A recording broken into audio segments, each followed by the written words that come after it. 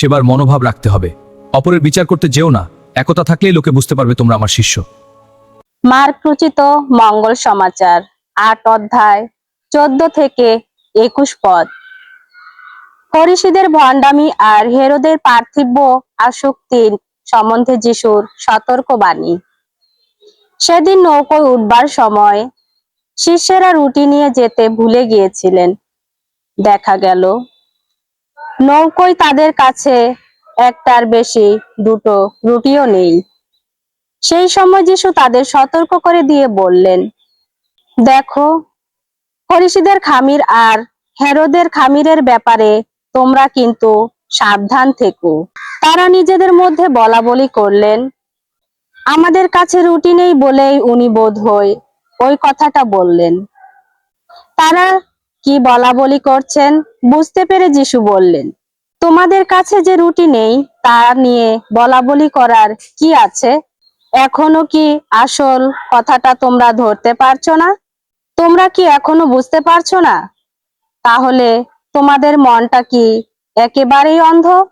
চোখ থাকতেও তোমরা কি দেখতে পাচ্ছ না? কান থাকতেও শুনতে পাচ্ছ না? তোমাদের কি মনে নেই, সেদিন আমি যখন 5খানা রুটি টুকরো করে সেই 5,000 লোককে খাইয়েছিলাম, তখন পড়ে থাকা টুকরোগুলো কুড়িয়ে নিয়ে তোমরা কটি ঝুড়ি ভর্তি করেছিলে? তারা বললেন, 12টি। তিনি বললেন, আর আমি এই 7খানা রুটি ছিঁড়ে টুকরো করে 4,000 লোককে খাওয়ালাম, টুকরোগুলো কুড়িয়ে কটি ধামা তোমরা ভরে নিলে? তারা বললেন, 7টি। তখন তিনি তাদের বললেন, তোমরা কি এখনো বুঝতে পারছো না? প্রভুর বাণী। খ্রিস্টপ্রভু তোমার প্রশংসা হোক। প্রিয় ভাই ও বোনেরা, মার্ক 8 অধ্যায় 14 থেকে 21 পদে আমরা দেখি যিশুর শিষ্যেরা নৌকায় উঠে খুবই চিন্তিত, কারণ তাদের কাছে মাত্র একটি রুটি আছে, রুটি কম। এই চিন্তায় তাদের মন ভরে ফেলেছে। কিন্তু আশ্চর্যের বিষয়, এই শিষ্যেরাই কিছুক্ষণ আগেই দেখেছিল যিশু 5,000 মানুষকে 5টি রুটিতে খাইয়েছেন, আবার 4,000 মানুষকে 7টি রুটিতে তৃপ্ত করেছেন। তবু তারা ভয় পাচ্ছে। যিশু তখন বলেন, সতর্ক হও, ফরিসীদের খামির ও হেরোদের খামির থেকে তোমরা সাবধান থেকো। কিন্তু শিষ্যেরা তা আত্মিকভাবে না বুঝে ভাবল যিশু হয়তো রুটি না থাকার কথা বলছেন। তখন যিশু কিছু প্রশ্ন করেন, তোমাদের চোখ আছে তবু কি দেখো না?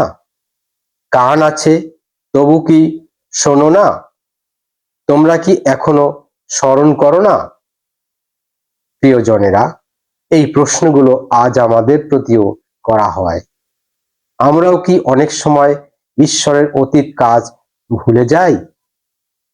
যখন জীবনে অভাব আসে, সমস্যার ঢেউ ওঠে, আমরা ভুলে যাই সেই দিনগুলোর কথা, যেদিন ঈশ্বর আমাদের পথ খুলে দিয়েছিলেন, অসম্ভবকে সম্ভব করেছিলেন।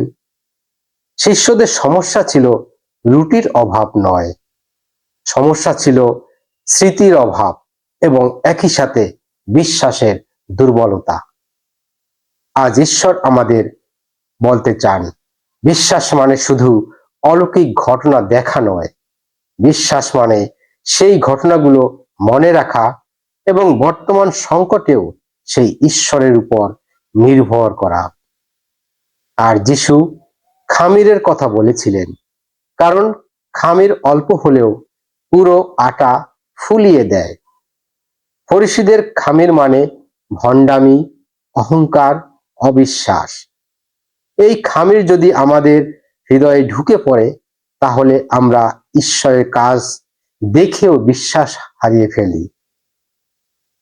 প্রিয় ভাই ও বোনেরা, আজকের উপদেশ এই, ঈশ্বর যা করেছেন তা স্মরণ করি। বর্তমান অভাবের চেয়ে অতীতের অনুগ্রহকে বড় করে দেখি। চোখ দিয়ে শুধু সমস্যা নয়, ঈশ্বরের উপস্থিতিও দেখি।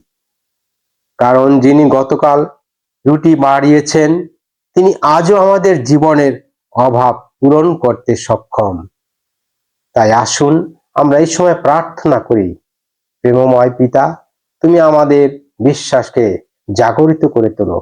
আমাদের মনের সে সন্দেহ, দ্বিধা, ভয়, সংকোচ সবকিছু দূরীভূত করে দাও এবং তোমারই সাথে, বিশ্বাসের সাথে বাস করতে আমাদের সাহায্য করো। আমেন।